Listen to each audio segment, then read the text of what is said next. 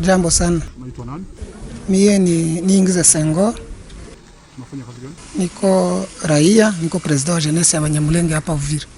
Na Sengo, kumekuwa maandamano leo ambayo imeandaliwa na shirika jipya la kiraia pamoja na parti politique ECD, na kumekuwa vitu ambavyo havikuendeka particulièrement kwako. Imekuwa vipi, tuambie? Mimi nilikuwa napita mbarabara, nilikuwa naikala. Habari yote nilikuwa najua kama kwa maandamano. Nilikuwa naikala pembeni hapa na wenzangu bandugu. Sasa walifika kuniona mie, bakaanza niambia sasa nivuke Rwanda.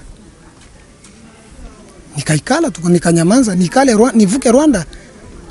Nikanyamanza, bakaanza leta mafimbo na majiwe, bakaanza nitupia. Halo? Sasa nikasimama. Sasa tulikuwa tunapenda tuingie mwa ile lupango yenye iko hapa, balikuwa wanafunga. Tukatoka polepole na mwenzetu mwe tulikuwa naye, bakaanza tutupia majiwe hivi gisu kuna niona hapa waisha nilumiza mpaka mgongo majiwe. Erezema tulikuwa pembeni ya service ya renseignement ya ANR hapa. Njo polisi mwenye alikuwa ndani na baja wenye walikuwa pale bakatufungulia lupango, tukaingia, majiwe mingi kaanguka mule, njo bakasove situation hivyo. Lakini balitulumiza, hatuyue pourquoi.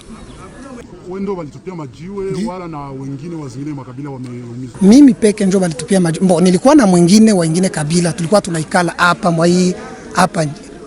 Juu walitupa majiwe, lijiwe haiwezi chagula mtu. Mimi njo walikuwa wanaagrese. Gisi tulikuwa na mtu mwingine balitupia naye, walimutupia na ule polisi naye walimutupia. Yeye peke naye walimutupia ule polisi. Sasa sijue upande wako na wakati ulikuwa unaikala pale, ndio walikufuata ama kulikuwa kitu moja ambayo wewe ulifanya kama jeton? Hakuna kitu nilifanya, nilikuwa naikala mkiti ya plastiki hapa nje, kisha batu wakakuya wakaanza mafimbo. Kulikuwa na wengine pembeni yao walikuwa wanawazuia mwende tu mfanye bien, bale wengine wakakatala wakaanza tupa majiwe. Ndio sasa tukajideplace tukaingia mule mpango wa ANR. Asante sana kaka, unaweza tena kukumbusha jina yako, unaitwa? Mimi ni Niingize Sengo. Asante sana. Merci.